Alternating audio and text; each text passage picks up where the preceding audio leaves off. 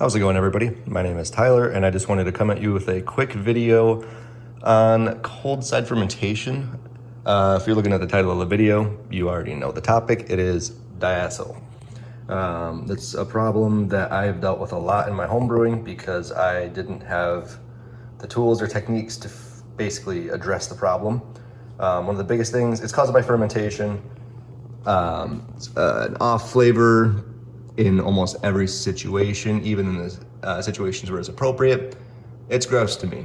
I like to minimize it in my brews. So the way we address this problem is there's a way you can test for diacetyl in your beer. So this is an English style beer, a little bitter that I brewed 1 week ago today, kind of toward the end of active fermentation. It looks like it's about finished out.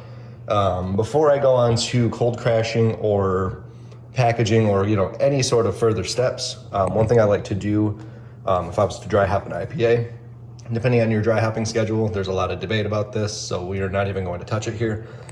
This is just to cover the diacetyl test. All you do is you get a volume of water. I just have a little measuring cup with some water that I microwaved until it was near boiling, nice and hot, 150-ish degrees. Just nice and warm, hot to the touch. And what we'll do is put one sample in the water, give it about 5-10 minutes to sit, and then we'll have a control sample here. We're going to let this sit outside of heat, so this is going to be ambient. And what this is going to do is, this is actually a VDK test. I can't remember what VDK stands for off the top of my head. I'll put it on the screen here. That is basically a precursor to diacetyl. If you have VDK in your beer, if you were to, let's say, bottle or package it now, it's not as much of an issue if you're bottle conditioning your beers because there will be active yeast in the bottles that can help to, address that problem, as well as certain strains of yeast don't produce diacetyl, so it's a non-issue. English style, English ale yeasts, American ale yeasts, it's kind of a problem. So trying to be very careful with this beer, especially with it being so young.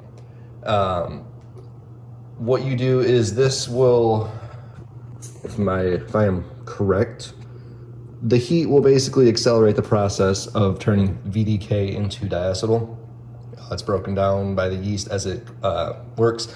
If you had that in the beer as you went into packaging, eventually any remaining yeast would consume that VDK, turn it into diacetyl, and then you have a gross buttery beer.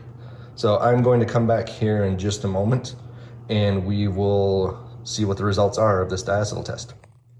All right, so I have given this about 10 to 15 minutes to mellow out in that warm water. I'm gonna go ahead and pull my test.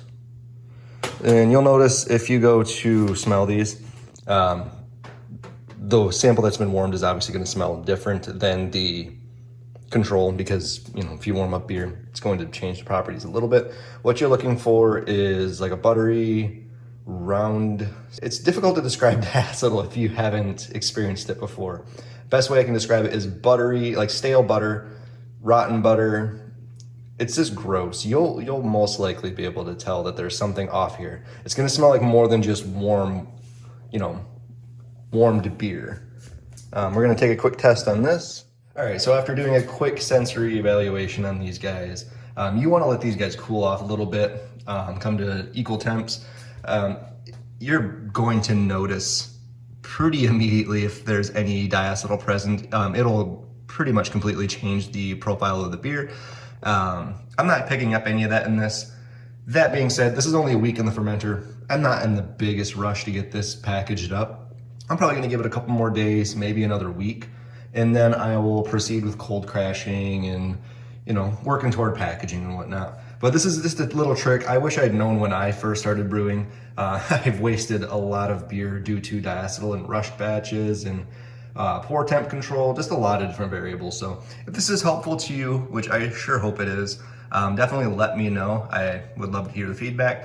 If you found any errors or issues with the information in my video, please let me know. I can only get better if I know that I am messing up. So thank you very much for watching. I'll see you in the next one.